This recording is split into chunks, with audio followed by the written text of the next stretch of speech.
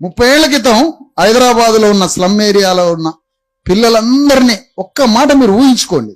30 ఏళ్ల క్రితమే హైదరాబాద్లో మనలాంటి ప్రాంతాల్లో ఉన్న బిడ్డలందరినీ ఏ ముఖ్యమంత్రి అన్నా ఎంఎస్సి కంప్యూటర్ దాకా మనల్ని చదివించిండు అనుకో.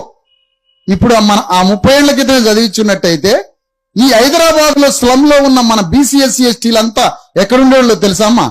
అమెరికా దేశాన్ని ఏలేటోళ్ళు. ఇవాళ ఆ పని చేసుంటే 30 ఏళ్ల క్రితం ఏ ముఖ్యమంత్రి అన్నా ఆ పని చేసుంటే ఇవాళ అమెరికా దేశం మన చేతిలో ఉండేది. కానీ ఆ పని చేయలే. ఎందుకు చేయలే తెలుసా? వీళ్ళు అమెరికా పోతారని వాడికి తెలుసు కాబట్టి. మరి ఏం కావాలా మనం? మరి హైదరాబాద్ నగరాన్ని ఊడిచేదెవరు? మరి ఊడవడానికి కావాలగా, హైదరాబాద్ కాలువలు తీయడానికి కావాలగా, శ్మశానాలు శవాలు తగలబెట్టడానికి కావాలగా,